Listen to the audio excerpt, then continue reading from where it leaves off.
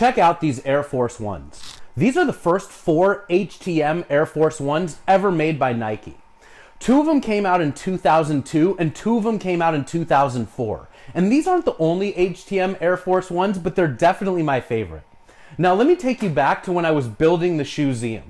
Believe it or not, I actually built my collection in complete privacy and secrecy. I didn't tell anybody that I was building a shoe museum. And before I unveiled the collection to the public in October of 2010, the big question that I asked myself is, will I have every single pair of cool Nikes that sneakerheads are going to want to see if they were to come and visit a sneaker museum? Like, if the ultimate sneakerhead were to walk in the doors, would I have every shoe that they would want to see? Now, fast forward to March of 2011, and Mark Parker and the top executives at Nike come out and visit me. And I'm giving them a tour, and about 3 hours into the tour, Mark Parker asks me, do you have the HTM Air Force Ones? And I didn't have them. And I was completely devastated. And literally right after the tour, when I woke up from the amazement that the CEO and all these top executives came and visited me, I started looking for the shoes. I found the first HTMs on eBay, and I found the second set at Riff and at Flight Club, 2 well-known consignment stores. And I want to walk you through these shoes. So let's talk a little bit about HTM. It's a collaboration between Hiroshi Fujiwara, Tinker Hatfield, and Mark Parker. That's where the H, T, and M come from. Hiroshi, Tinker, and Mark. You can go on YouTube and search for Nike HTM and learn a lot about this amazing collaboration. There's a lot of interviews where they talk about the design process being very organic. They don't have time deadlines. They don't have monetary constraints. And it's really amazing when these brilliant minds come together.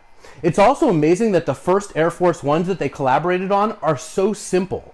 The Paul Brown net and the black nets. But actually at this same time in 2002, they collaborated for some Air Wovens in rainbow colors. Quite a juxtaposition with these HTM Air Force Ones. Those were wild colors, like crazy looking shoes compared to these really relatively simple shoes. Now I want to take some time and look at each of these 4 shoes. I can't wait to show them to you. I really wish that I would have had them to show to Mark Parker when he came and visited me. So we're going to start with the Paul Brown colorway. In 2002, Paul Brown was a very popular colorway. The first Dunk SB High was in Paul Brown. Also, incidentally, the first Blazer SB was in Paul Brown. Same thing with the first Trainer SB in Paul Brown. The Zoo York Dunk SBs are in Paul Brown. But it wasn't even just limited to SBs. Like, check out this pair of also 2002 Blazers.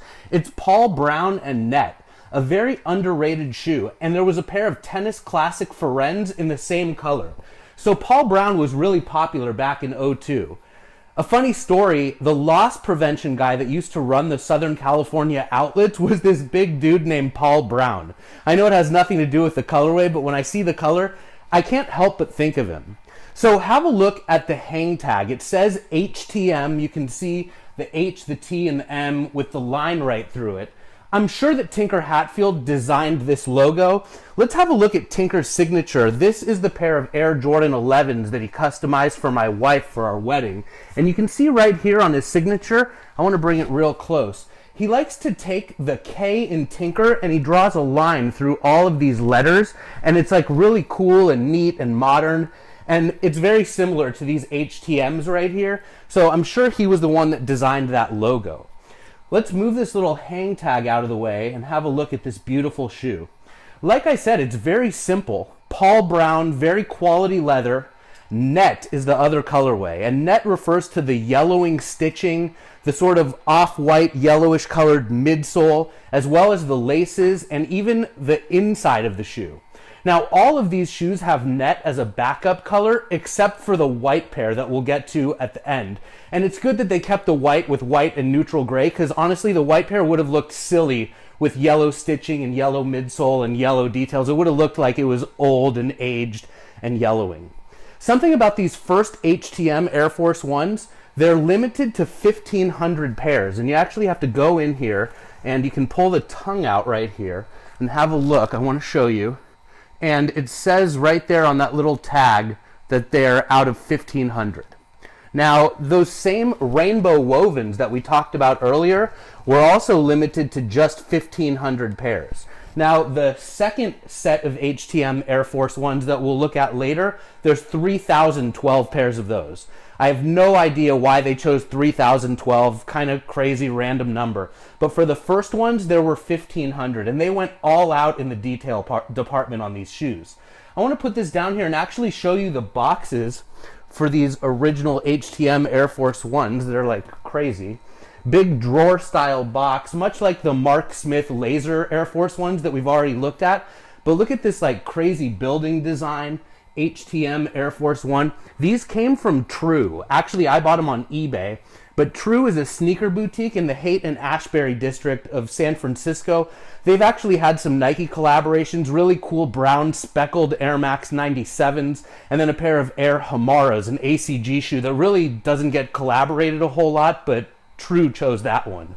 As you open this pull style drawer, you'll see the paper inside here has HTM all over it. Same thing with the side with that building pattern. Underneath here it says HTM. They really went all out with these boxes. With the second set of Air Force One HTMs, which we'll get to eventually, they just came in these regular traditional orange and brown boxes. This one came from Flight Club. You probably recognize the price tag there. This pair originally was at Barney's. You can see right there it came from Barney's, New York. And eventually it went to Riff LA.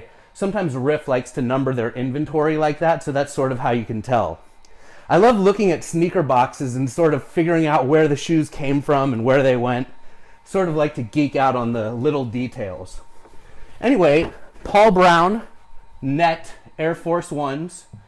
Beautiful, simple shoe. Very elegant, quality leather. The yellow stitching, the yellow laces, the yellow midsole. It's nice. It's real nice and elegant. Let's move on to the black pair. Basically the same pair of shoes, but in black. Also numbered. We'll pull out the tag right there and have a look. Again, out of 1,500. You really have to dig to find out the fact that the shoes are numbered. That tag, we'll move it out of the way. Such a simple shoe. Like, it's almost amazing to think of these brilliant minds coming together to collaborate on Air Force Ones, and their first go at it were such simple colorways. Such simple colorways. Again, you'll notice the HTM logos right here, similar to Tinker's signature. There's little HTM details all over the shoe. It'll say HTM in there. Way down in the insole, it says HTM. Very cool shoes. So those are the ones from 2002. Limited again to just 1,500 pairs. And then in 2004, the next set of HTM Air Force Ones came out. And there are more of them. There's 3,012 pairs in the world. And they're more detailed. Like, these have a much more complex upper. Almost Croc skin, if you will. Now, it's not real Croc. And, you know, because of the Croc reference, I thought it would be appropriate to break out the real Croc ones to kind of compare next to one another. But the Croc ones in back right here came out in 07, but in 04, when these ones came out, people were calling them the Croc HTMs. Again, limited to 3,012 pairs. They're numbered on the inside. You can see right here, they chose to number the shoes on the inside of the heel, as opposed to having to dig down here. You'll notice that the tongue is patent leather. The inside of the shoe is felt. It's so soft and plush. We talked earlier about Mark Smith's laser Air Force One having pigskin on the inside. Those are really soft, but these are even more soft. Like, amazing quality materials on these shoes. You got the felt, you got the patent leather tongue, you've got this faux Croc-like upper. Again, the accents are net. That's the colorway. Really nice looking shoe. What can I say? And then let's have a look at the next pair from 2004. Basically the same shoe, but in white. Also with that crocodile-like texture on the upper. These ones, though, remind me more of the Anacondas from 2007. So let's break those out just to compare them side by side. And mainly because on these Anacondas, where the scales are, it's so small and tight, which is the same type of pattern that you have on this second round of HTMs. Very cool shoes, and it's been a pleasure to sort of compare them with these other really heavy hitters, the Anaconda and the Crocodile. Now again, we said that the white pair over here that we're looking at is the only of these four that doesn't have net as the backup colorway. They use neutral gray. And that totally makes sense, because imagine if this shoe was set off with net accents, it would look yellowing and old. It's been such a pleasure walking you through the first four HTM Air Force Ones. My only regret is that I didn't have them to show to Mark Parker and Tinker Hatfield.